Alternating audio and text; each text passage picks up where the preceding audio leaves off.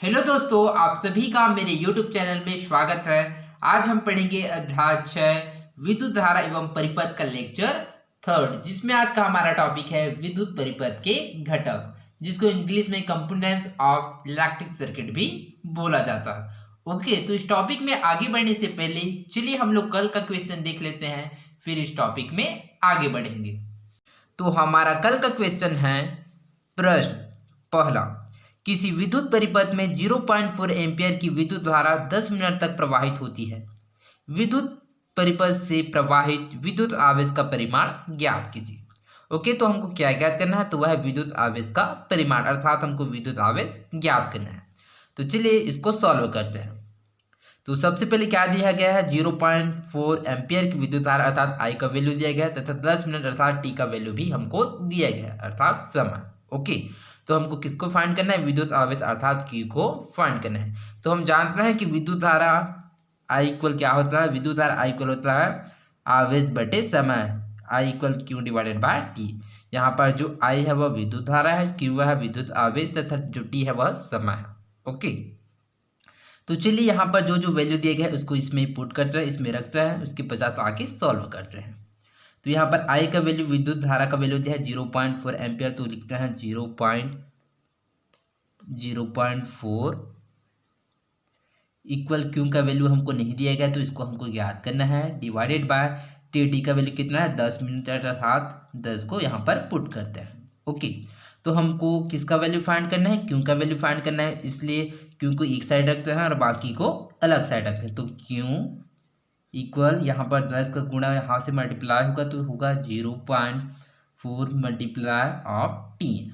Okay, तो चलिए हमको इसको सॉल्व करते हैं। तो 0.4 गुणा 10। ओके, तो चलिए इसको गुणा करते हैं, तो 0 का 0 होगा, यहाँ पर 0 आएगा, तो 4 एकम 4, यहाँ पर 0 का 0 होगा। ओके, यहाँ पर हमको वैल्यू कितना मिलेगा? वह है 4, और यहाँ पर 0 का कितना होगा? 0 होगा। तो यहाँ पर जैसे कि हम लोग देख सकते हैं कि यहाँ पर एक संख्या के पश्चात क्या है? पॉइंट है। एक संख्या के पश्चात क्या है? वह है दशमलव है। तो ठीक इसी प्रकार हम दशमलव लगाते हैं एक संख्या के पश्चात, तो यहाँ पर होता है 4, अर्थात हमको क्यू का वैल्यू कितना मिलता है? तो वह है 4। चूंकि हम लोग जानते हैं कि जो आवेश होता है, विद्युत आवेश होता है, उसका मात्रा क्या होता है? कूलाम। इसलिए यहाँ पर क्या लिखेंगे हम लोग? कूलाम लिखेंगे। ओके, तो इसका आंसर कितना मिला हमको? 4 कूलाम। तो आई होप आप लोगों को समझ आया होगा कि हम लोगों ने किस प्रकार से विद्युत आवेश का परिमाण ज्ञात किया। सबसे पहले हम लोगों ने क्या किया? सबसे पहले जो दिया गया है उसको लिखिए। सबसे पहले जो हमारा फार्मूला था, I equal Q divided by T. जो आई क्या होता है? वह विद्युत धारा होता है, क्यू होता है वह विद्युत आवेश होता है, टी होता है वह समय होता है। ओके, तो हमको क्या क्या दिया था? विद्युत धारा आई का वैल्यू दिया था 0.4, समय का वैल्यू टी का वैल्यू दिया था 10, तो इसको हम लोग रखते हैं। तो 0.4 equal Q divided by T. चूंकि हमको किसका वैल्यू ज्ञात करना है? विद्युत आवेश का था, क्यू का वैल्यू हमको फाइंड करना है। तो क्यू इक्वल, तो 10 यहाँ पर गुणा में है, वहां पर जाएगा तो क्या होगा? सॉरी, 10 यहाँ पर क्या है? भाग में है, तो वहां पर जाएगा तो क्या होगा? गुणा में होगा, इसलिए 0.4 मल्टीप्लाई ऑफ 10। तो जैसे कि हम लोग 0.4 को क्या है? 10 के साथ गुणा करते हैं, तो हमको क्या मिलता है? 4 मिलता है। तो इस प्रकार से जो क्यू का वैल्यू है, जो विद्युत आवेश का जो परिमाण है, हमको कितना मिल रहा है? 4। चूंकि जो विद्युत आवेश का जो मात्रक होता है वह कूलाम होता है, इसलिए इसका आंसर हो जाएगा क्यू इक्वल 4 कूलाम। तो आई होप आप लोगों को समझ आया होगा। दूसरा, विद्युत धारा की मात्रक की परिभाषा लिखिए। ओके, चूंकि हम लोग जानते हैं कि जो विद्युत धारा की जो मात्रक होता है वो क्या होता है? वो होता है एम्पियर। क्या होता है? वो होता है एम्पियर। ओके, इसकी याद रखिएगा, जिसको कैपिटल ए के द्वारा प्रदर्शित करते हैं। तो एम्पियर का जो परिभाषा है, तो चलिए इसके बारे में देखते हैं। तो जब एक चालक के अनुप्रस्थ काट में से 1 सेकंड में 1 कूलाम आवेश प्रवाहित होता है, तब उस चालक में से प्रवाहित विद्युत धारा की मात्रा 1 एम्पियर कहलाता है। तो 1 एम्पियर क्या होता है? अर्थात 1 ampere equal 1 coulomb divided by 1 second. Okay, तो जब एक चालक के अनुप्रस्थ काट में 1 सेकंड में 1 कूलाम आवेश प्रवाहित होता है, तब उस चालक में प्रवाहित विद्युत धारा की मात्रा 1 एम्पियर कहलाता है। तो आई होप आप लोगों को समझ आया होगा। तो 1 ampere equal 1 coulomb divided by 1 second. Okay. तीसरा, क्या होगा विद्युत परिपथ में यदि एमीटर को समांतर क्रम में जोड़ा जाएगा। ओके, तो हम लोग जानते हैं कि जो सामान्यतः जो एमीटर को क्या है, श्रेणी क्रम में ही संयोजित किया जाता है ताकि उसमें से अधिकतम धारा प्रवाहित हो। ओके, तो हमें क्वेश्चन में पूछा गया है कि क्या होगा विद्युत परिपथ में यदि एमीटर को समांतर क्रम में जोड़ा जाएगा। ओके, तो यदि इसको समांतर क्रम में जोड़ा जाएगा तो स्वाभाविक सी बात है कि इसमें से जो क्या है, जो विद्युत धारा या फिर जो धारा है वह कम प्रवाहित होगा। ओके, तो विद्युत परिपथ में यदि एमीटर को समांतर क्रम में जोड़ा जाएगा तो उसमें से कम धारा प्रवाहित होगा। ओके, क्यों? क्योंकि इसका रीजन यह है क्योंकि एमीटर की जो प्रतिरोधकता होता है वह बहुत कम होता है, इसलिए इसको क्या है, श्रेणी क्रम में ही संयोजित किया जाता है ताकि उसमें से अधिकतम धारा प्रवाहित हो। यदि इसको समांतर क्रम में जोड़ेंगे तो क्या है, इसमें से कम धारा प्रवाहित होगा। तो आई होप आप लोगों को इन सभी क्वेश्चन का आंसर समझ आया होगा। तो चलिए हमारे आज के टॉपिक में आगे बढ़ते हैं। तो हमारे आज का टॉपिक है विद्युत परिपथ के घटक, जिसको इंग्लिश में कंपोनेंट्स ऑफ इलेक्ट्रिक सर्किट भी कहते हैं। क्या कहते हैं? Components of electric circuit, components of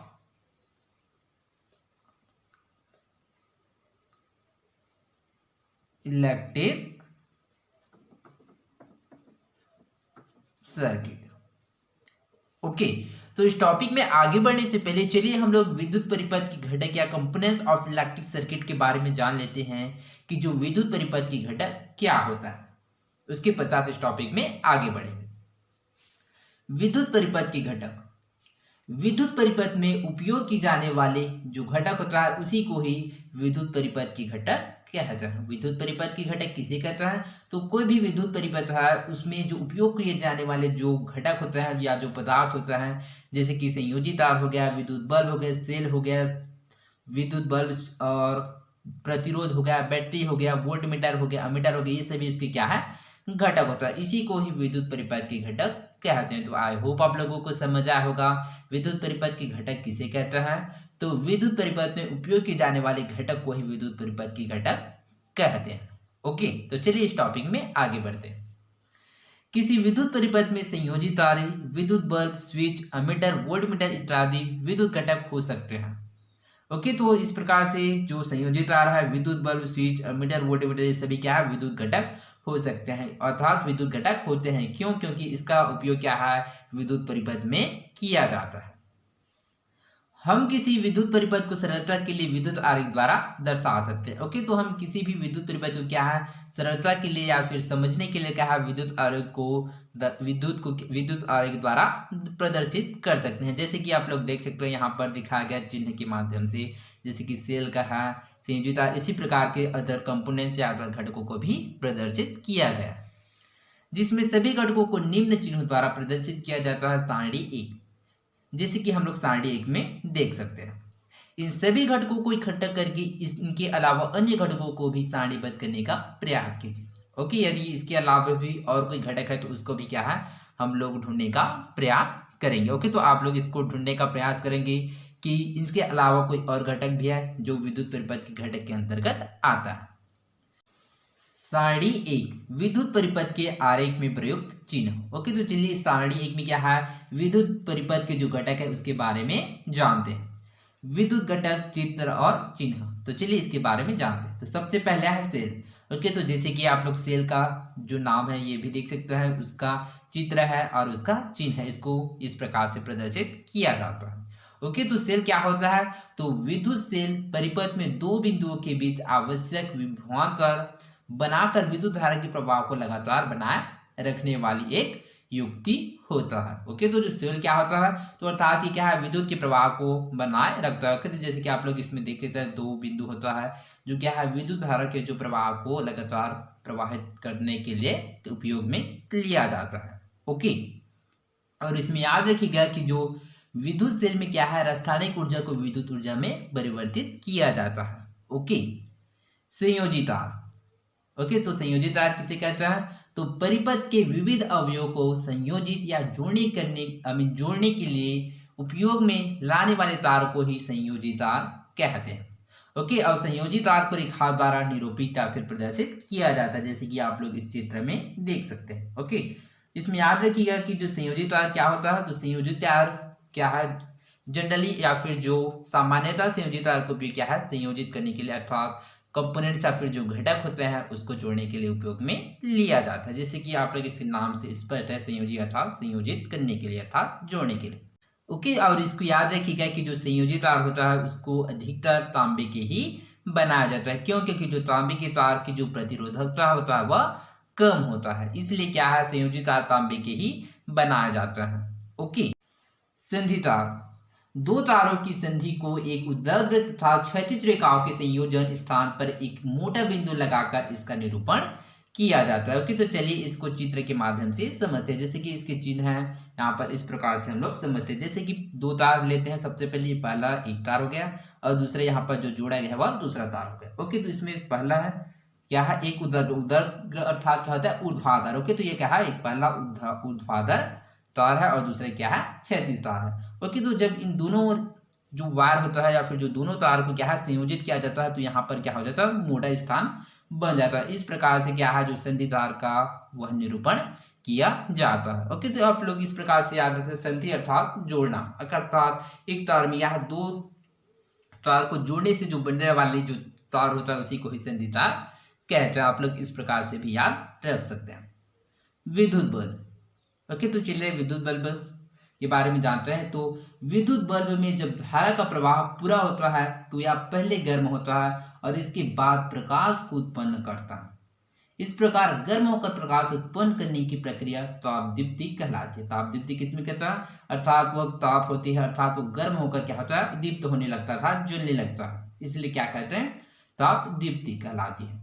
तथा जो माध्यम या उपकरण विद्युत पाकर प्रकाश उत्पन्न करता है उसे विद्युत बल्ब कहते हैं। तो विद्युत बल्ब किसे कहते हैं, तो आप लोग इस प्रकार से याद रख सकते हैं कि क्या है विद्युत बल्ब में क्या होता है, जब धारा प्रवाहित होता है तो सबसे पहले विद्युत बल्ब क्या होता है वह गर्म होता है। ओके, तो मान लीजिए यहाँ पर एक विद्युत बल्ब है, तो विद्युत बल्ब में इसमें क्या है धारा इस साइड से चलिए इस साइड से क्या हो रहा है प्रवाहित हो रहा है। तो सबसे पहले क्या होगा, ये सबसे पहले ये विद्युत बल्ब वह गर्म होगा, उसके पश्चात गर्म होने के पश्चात क्या होगा यह जलेगा। ओके, अर्थात तापदीप्ति होगा। तो यह प्रक्रिया क्या कहलाता है तापदीप्ति कहलाता है। तथा जिस युक्ति में यह जलता है उसी को ही विद्युत बल्ब या इलेक्ट्रिक बल्ब कहते हैं।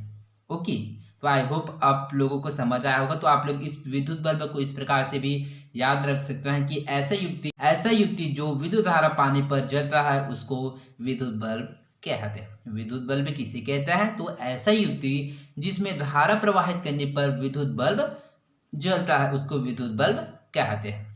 ओके, स्विच चालू। ओके, जैसे कि आप लोग देख सकते हैं यदि हम लोग स्विच चालू करते हैं, जैसे कि बोर हो गया या फिर कोई भी उपकरण है जहाँ पर स्विच ऑन या फिर स्विच ऑफ करते हैं, तो स्विच चालू करने के लिए इस प्रकार से इसका चिन्ह दिखाया गया है कि तो स्विच बंद करने पर ये जो इसका जो आरेख है इस प्रकार से प्रदर्शित होता है। ओके, तो आई होप आप लोगों को सेल, संयोजी तार, संधि तार, विद्युत बल्ब, स्विच चालू एवं स्विच बंद इन सभी के बारे में समझ आया होगा। तो चलिए आगे बढ़ते हैं।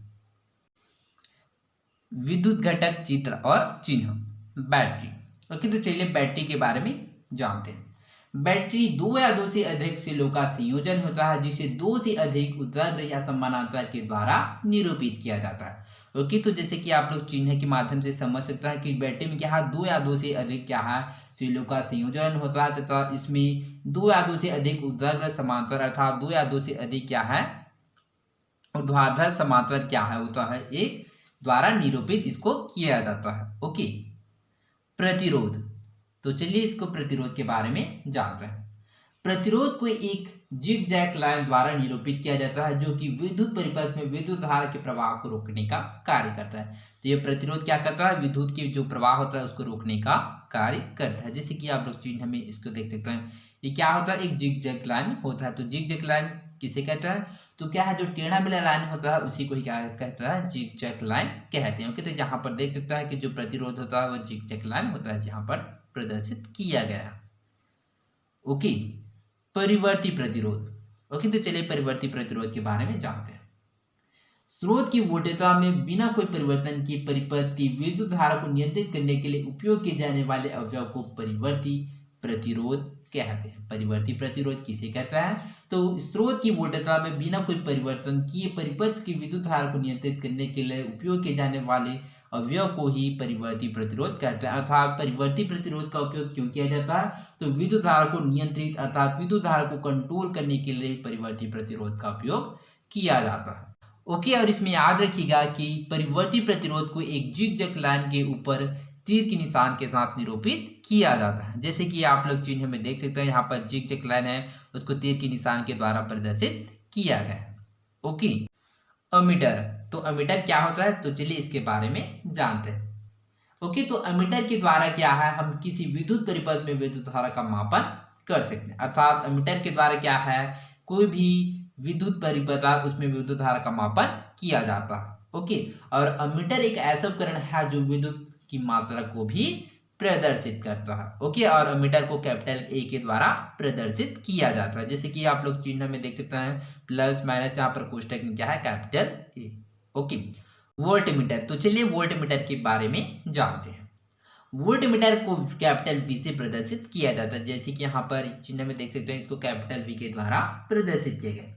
किसी विद्युत परिपथ में दो बिंदुओं के बीच विभवांतर का मापन एक उपकरण वोल्टमीटर द्वारा किया जाता है। तो वोल्टमीटर के द्वारा क्या किया जाता है? तो परिपथ में क्या है, दो बिंदुओं के बीच के जो विभवांतर अर्थात विभव में जो अंतर होता है उसका मापन करने के लिए वोल्टमीटर का उपयोग किया जाता है। ओके, और वोल्टमीटर को परिपथ में समानांतर क्रम में ही संयोजित किया जाता है।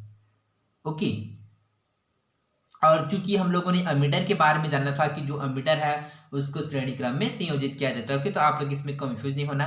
तो अमीटर को श्रेणी क्रम में संयोजित किया जाता है, किंतु जो वोल्टमीटर होता है उसको समानांतर क्रम में जोड़ा जाता है।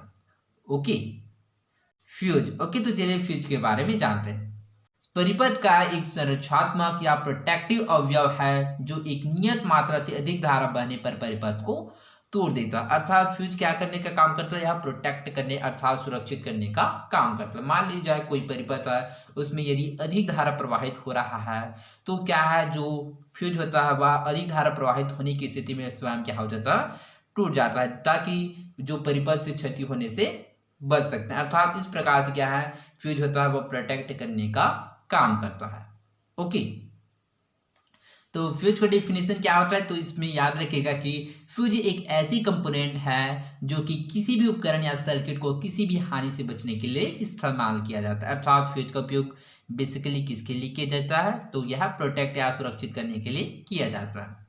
किसी भी उपकरण में ज्यादा करंट आने पर या किसी प्रकार का फॉल्ट होने पर फ्यूज उसकी सप्लाई को क्या कर देता है, बंद कर देता है, जिससे कि होने वाली हानि से क्या है, बचा जा सकता है। ओके, तो इस प्रकार से फ्यूज का उपयोग किया जाता है। ओके, तो फ्यूज किस धातु से बना होता है? तो फ्यूज बेसिकली तांबा, टिन, शीशा की मिश्र धातु से बना तार होता है जिनका गलनांक कम होता है। अर्थात कम गलनांक वाले जो धातु होता है उसी की मिश्र धातु से मिलकर फ्यूज का निर्माण किया जाता है। ओके, तो आई होप आप लोगों को इन सभी कंपोनेंट्स, इन सभी घटकों के बारे में समझ आया होगा कि क्या क्या होता है। ओके, तो चलिए आगे बढ़ते हैं।